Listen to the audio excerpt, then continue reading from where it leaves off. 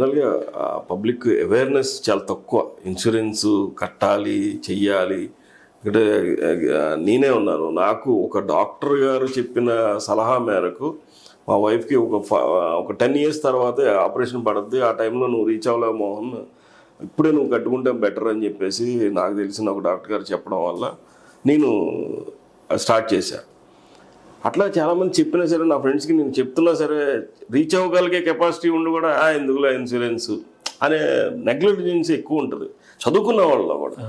వాళ్ళకి ఏం చెప్తారు? అంటే ఒక మాట అయితే నిజమండి, జనాల్లో కూడా ఇన్సూరెన్స్ పట్ల అవగాహన చాలా తక్కువ ఉంది. ఉదాహరణకి ఒక వ్యక్తి తను సఫిషియెంట్ ఇన్కమ్లో ఉన్నాడు అనుకోండి, నెలకు 1,00,000 రూపాయలు ఎంతో సఫిషియెంట్ ఇన్కమ్లో ఉన్నాడు. తను ఫస్ట్ చూసేది ఏంటంటే తను విలాసవంతంగా బ్రతకడానికి ఏమేమి కావాలో అది సమకూర్చుకుంటాడు. అంటే ఒక అద్భుతమైన ఫ్లాట్ లేదా కారు లేదా ఒక మంచి గోల్డ్ ఇలాగా సమకూర్చుకుంటాడు. తన ప్రయారిటీలో ఏమవుతుందంటే ఇన్సూరెన్స్ లాస్ట్ ప్రయారిటీలో ఉంటుంది. ఇది అవగాహన రాయొచ్చు. మీరు ఎంత ఒక మాట అన్నారు, ఎక్కువ తప్పులు చేసేది చదువుకున్న వాళ్ళేనండి.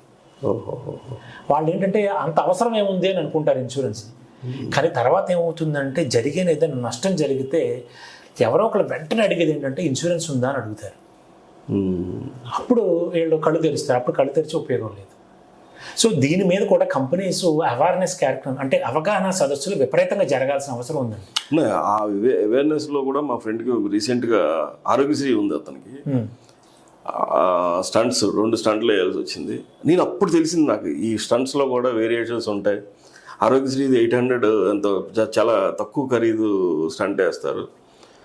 అదే ఇన్సూరెన్స్ కంపెనీ కానీ మనం డబ్బులు ఎఫర్ట్ చేయగలిగితే 50,000 వరకు ఉంటుంది స్టంట్.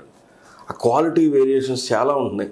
అంత వేరియేషన్స్ నిజమేనంటారు? ఇదేమో ఎంతో మెడికల్ మాఫియా అని కొట్టుపడేస్తూ ఉంటాం మళ్ళీ అంటాం. ఎంతవరకు నిజం అంటారు? సార్ ఖచ్చితంగా ఉంటుందండి. ట్రీట్మెంట్లో వేరియేషన్ అనేది ఖచ్చితంగా ఉంటుంది. ఎందుకంటే మీరు స్టంట్ గురించి చెప్తున్నారు. స్టంటే కాదు, ఇప్పుడు అడ్వాన్స్డ్ ట్రీట్మెంట్స్ వచ్చేసినాయి. ఉదాహరణకి ఒక యూట్రస్ రిమూవ్ అనేది ఒకటి ఉందనుకోండి, అది రోబోటిక్కి వెళితేనేమో ఇంచుమించు 3 లక్షల వరకు ఖర్చు అవుతుంది. నార్మల్గా చేస్తే 70,000-80,000 అయిపోతుంది. రోబోటిక్ ఎందుకు వెళ్ళాలి అంటే ఆ పేషెంట్ కండిషన్ బట్టి రోబోటిక్ వెళ్ళాల్సిన అవసరం ఉంటుంది. ఓకే. సో అలాంటి కండిషన్లో ఆరోగ్యశ్రీ వర్తిస్తుందా?